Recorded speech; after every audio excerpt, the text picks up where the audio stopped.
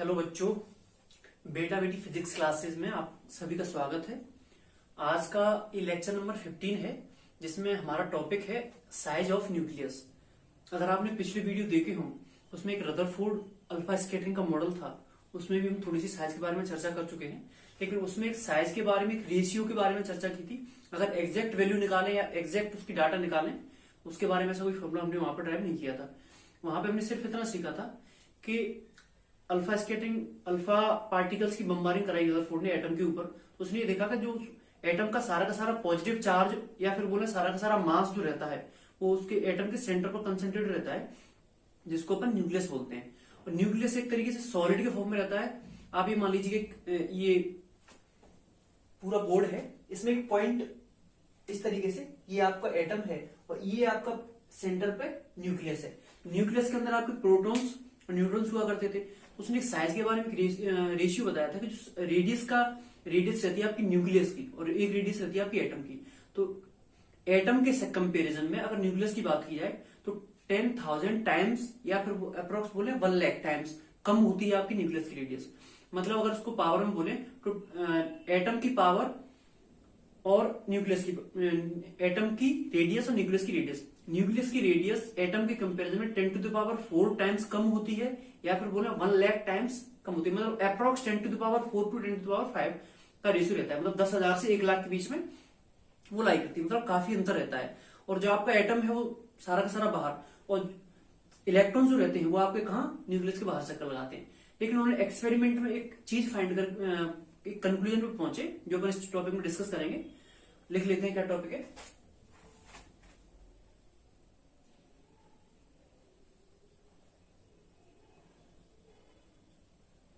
Size of nucleus.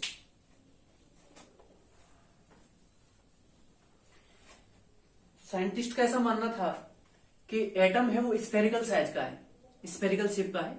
और spherical shape का अगर कोई है तो उसने एक्सपेरिमेंट फाइंड किया कि जो स्फीयर का या फिर बोले न्यूक्लियस का जो वॉल्यूम रहता है, volume of the nucleus is directly proportional to its atomic mass. ठीक है, तो सारी कहानी जो कंसेप्ट अपना एक ही लाइन में खत्म हो जाता है कि जो वॉल्यूम रहता है आपका न्यूक्लियस का, वो एटॉमिक मास के या फिर बोले मास नंबर के डायरेक्टली प्रोपोर्शनल होता है। इस लाइन को लिख लेते हैं और देखते हैं किस तरीके से डेरिवेशन होती है साइज ऑफ न्यूक्लियस के बारे में। द रेडियस ऑफ, रेडियस नहीं वॉल्यूम करेंगे ज्यादा अच्छे से रहेगा, रेडियस अपन फाइंड करेंगे। The volume of nucleus is directly proportional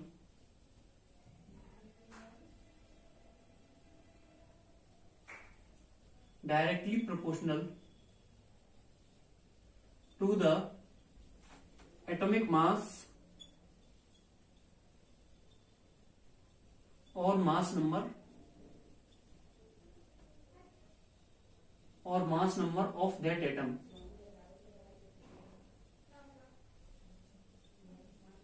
ठीक है, सारी कहानी आपकी इसी लाइन में क्लियर हो जाती है पूरी डेरिवेशन की, कि जो भी न्यूक्लियस है उसका वॉल्यूम होगा वो उसके मास नंबर के डायरेक्टली प्रोपोर्शनल होगा। इसको अगर आप थ्योरेटिकली समझना चाहें तो थोड़ा सोचिए कि न्यूक्लियस के बारे में बात कर रहे हैं तो न्यूक्लियस किन किन चीजों से मिलकर बना होता है। न्यूक्लियस मिलकर बना होता है आपका प्रोटॉन से, न्यूट्रॉन से। अगर प्रोटॉन को न्यूट्रॉन को मैं ऐड कर दूं तो क्या बन जाता है, तो नंबर ऑफ न्यूक्लियस बन जाता है। या फिर उसी को नंबर आपका डिपेंड कर रहा है कि कितने प्रोटॉन्स हैं कितने न्यूट्रॉन्स हैं। प्रोटॉन न्यूट्रॉन को ऐड कर दिया तो आपका मास नंबर बन गया, या फिर बोले एटॉमिक मास बन गया।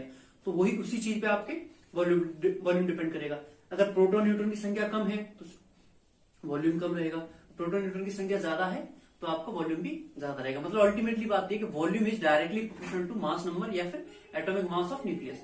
देखते हैं वॉल्यूम का जो फॉर्मूला बनेगा। वॉल्यूम ऐसा माना साइंटिस्ट ने कि स्फेरिकल शेप रहता है एटम का, और उसके अंदर जो न्यूक्लियस है उसका साइज भी, रेडियस कम भरी कम रहती है लेकिन उसका साइज भी कैसा रहता है, स्फीयर के फॉर्म में। तो सपोज दैट इसकी रेडियस आर है, तो इसकी रेडियस आर है तो उसका वॉल्यूम होगा,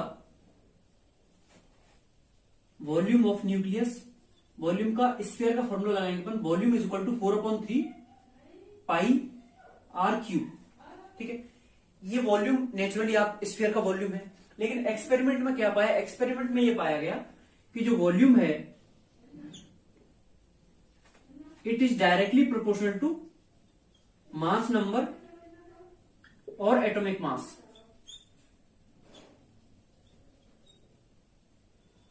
और एटॉमिक मास मतलब देखा जाए तो volume is directly proportional to atomic मास।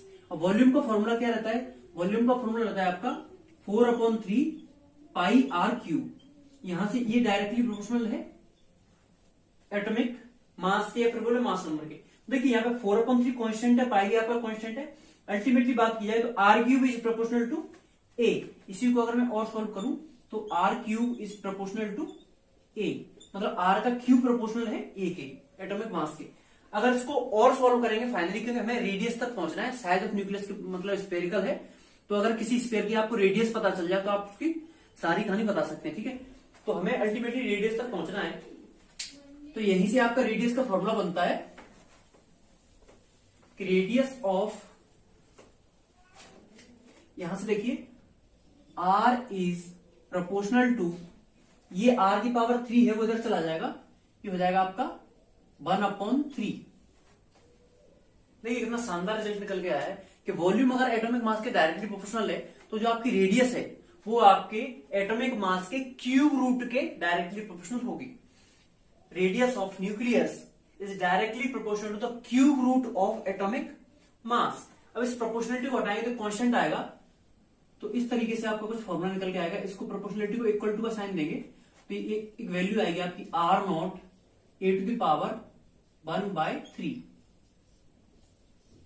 इसमें बहुत ही शानदार न्यूमेरिकल बनते हैं। मतलब सिर्फ अगर रेडियस ऑफ न्यूक्लियस की बात की जाए, R0 ये प्रोपोर्शनलिटी कांस्टेंट है, इसकी वैल्यू कांस्टेंट है। R की वैल्यू मतलब साइज ऑफ न्यूक्लियस की बात की जाए तो साइज ऑफ न्यूक्लियस सिर्फ इस बात पर डिपेंड करता है कि आपका एटॉमिक मास कितना है। एटॉमिक मास अगर आपको बता दिया जाए तो एटॉमिक मास की पावर 1/3 निकालेंगे, आप R0 से मल्टीप्लाई कर देंगे तो आपकी आराम से size of radius of nucleus आ जाएगी, रेडियस आ जाएगी, तो स्फेरिकल शेप है, सारा उसकी जो भी डाटा आपको चाहिए रहेगा वो आ जाएगा। ठीक है, यहां पे जो R0 की वैल्यू है,